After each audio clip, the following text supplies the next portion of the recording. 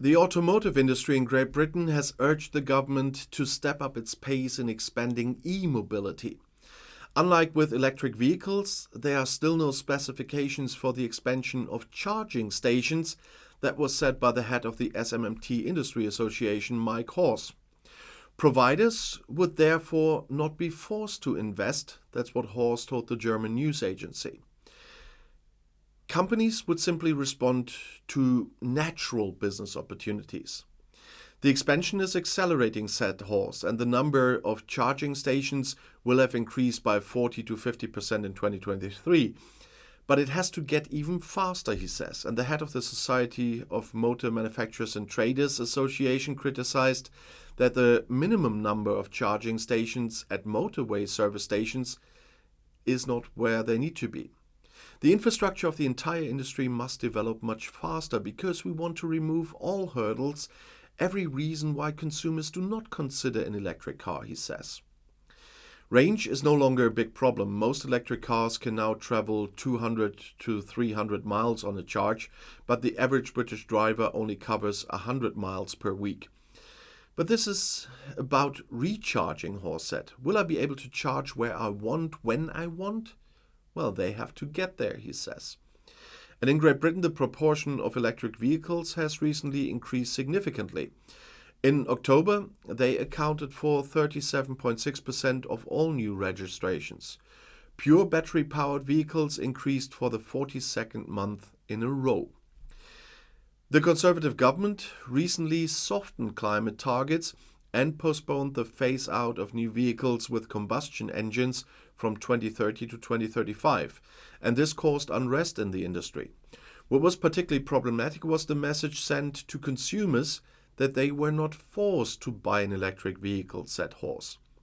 Such a statement is not helpful when the industry is trying to convince consumers to make this transition.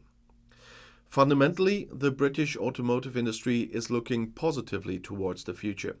Thanks to the better global economic situation, production and new registrations that have risen steadily in recent months after Corona, Brexit and supply chain problems caused bad news for a long time. Above all, several companies want to invest a lot of money in the country.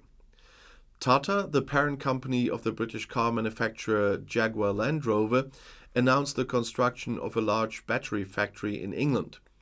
The BMW subsidiary Mini wants to produce 2 new electric models at its factory in Oxford. Higher investments were announced in 2023 than in the previous 5 years combined, as Hawes said. But there are more news on transitions here, because the construction of the Hinkley Point C nuclear power plant in Great Britain is delayed and a Chinese investor does not want to cover any further costs. And this is a new setback for the British nuclear industry. The Chinese nuclear company China General Nuclear Power Group has stopped further investments in the Hinkley Point C nuclear power plant under construction in Great Britain. The reason is severe cost overruns in the project, in which the Chinese are junior partners of the French electricity company EDF. Since the British government has signaled that it will not provide financing, this is likely to make the situation of the heavily indebted EDF even more difficult. The group was fully nationalized again because of the sharp increase in debt last year, which amounts to around 65 billion euros. The double reactor at Hinkley Point in the southwest of the country was originally supposed to cost the equivalent of 21 billion euros. The most recent estimate from the beginning of 23 was around 38 billion euros. A recalculation is currently underway, which, according to insiders, will probably be even higher. And the opening of the reactor, planned for 2027 or June, is likely to be further delayed. EDF had already warned some time ago that China could refuse to contribute to the additional costs, and that has now happened. A British government official said, according to the Financial Times, that the construction of the twin reactor was based on a commercial contract, which of course we do not participate in financing, as they say. A nuclear industry insider said it would be complicated to attract other investors to the project at this stage. And if London remains firm, EDF would have to cover the additional costs by taking on even more debt. The French Economy Ministry said it was in contact with the British about Hinkley Point, and they would be working with the government there to ensure the implementation of the British nuclear program, including in terms of financing. EDF plays a key role in the UK's energy policy, which relies on renewable energy as well as nuclear power for the climate transition. Plans to build new reactors there had been in place since the mid-2000s, but the government was unsuccessful in finding domestic investors. It was only when London guaranteed an electricity feed-in tariff that was well above the market price that EDF and CGN were ready to start building the French EPR-type nuclear power plant there. In addition to Hinkley Point, a second project called Sizewell C is also planned.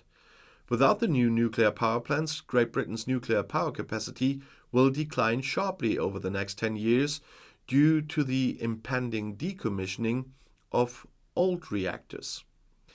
The increasingly serious cost fiasco at Hinkley Point is likely to attract attention not only in France, but also other European countries. In addition to Paris, many other EU countries are currently planning to build new nuclear power plants, including Germany's other neighboring countries all around me here, so to speak, the Netherlands, Poland, and the Czech Republic. Hinkley Point shows once again clearly that without extremely high levels of state aid, financing can hardly be secured. And the electricity generation from fossil sources fell by 29% in the UK last year, according to data from the Department for Business, Energy and Industrial Strategy. This is the largest annual decline in fossil fuel generation since the 1990s. The decline was driven by a combination of factors, including the growth of renewable energy, the closure of coal-fired power stations, and the lower demand for electricity during the COVID-19 pandemic. Nuclear power generation also fell by 10% last year, although it remains the UK's second largest source of electricity after natural gas. The decline in nuclear power was due to the temporary closure of Hinkley Point C nuclear power station for maintenance.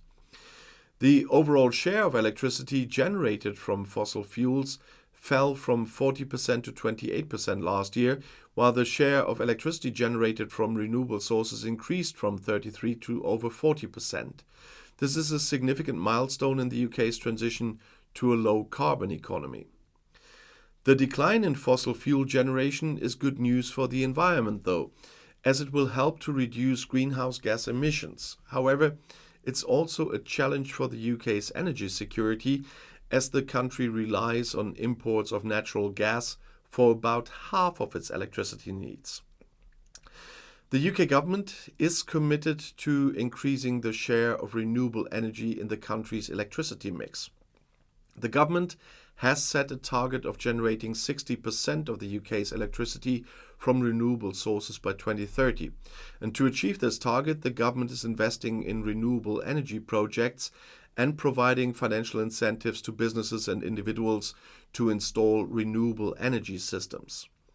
The decline in fossil fuel generation is a positive trend for the UK. It is helping to reduce greenhouse gas emissions and improve the UK's energy security. However, the government needs to continue to invest in renewable energy and energy storage to ensure that the UK has a reliable and secure energy supply in the future. And if you want to know more about Brexit and UK politics, the next video is right here in the end screen. I'll see you there. I'll be back.